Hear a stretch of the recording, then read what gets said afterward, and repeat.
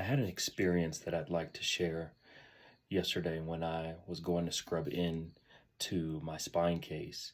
And I'm fairly new to spine, so I have a preceptor that's kind of there with me, making sure everything is cool. But, anyways, scrubbing in, and then my nurse says to everyone, including, well, particularly at me, but everyone heard it, that he's a mean slave driver, so I have to be careful. And in that moment, I was able to create some space between stimulus and response.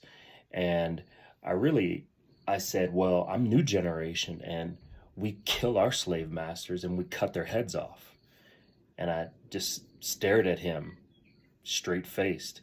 And he was fairly shocked, but really confused. And I said, did you hear about the story of Nat Turner? Do you know who Nat Turner is? He says, sounds a little familiar. So I knew he was lying. So I asked, well, what do you know about him? He replies, I didn't know much about him. So I said, okay, well, Nat Turner, who was an enslaved person in Virginia in 1831, was inspired by the ancestors to rise up with his fellow Africans and slaughter the slave masters, their wives, their children, their family, their uncles, their grandmas, everyone. And that's exactly what they did. And I said that.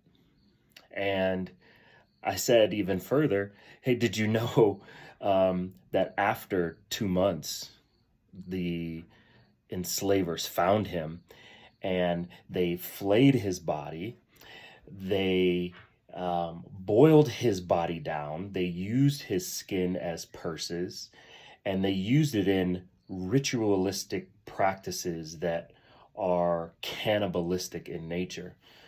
The point is that these type of comments are completely unacceptable, particularly to a Black colleague in this setting, and they're deeply rooted in racism.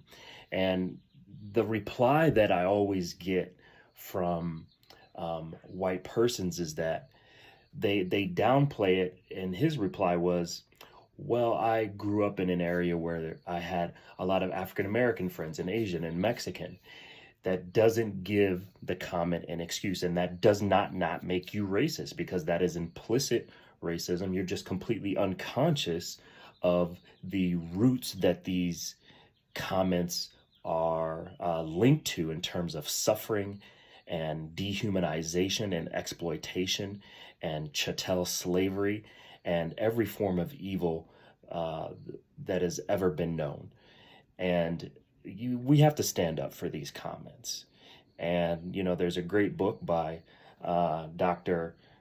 Robin DiAngelo, and one of them is White Fragility. She wrote 2 parts of that, White Fragility and also Nice Racism. Great books for people of European ancestry to read, and for people of African ancestry to read, to understand the psychology behind it and really how to really dismantle this implicit and unconscious racism that is really commonplace. Because if it wasn't for me being in the operating room, me as a person of African American ancestry who is melanated, who's proud and knows where he's from and the rich history of his people, and I'm not going to stand up for it. So I'm really dismantling white supremacy single-handedly just by being in the OR.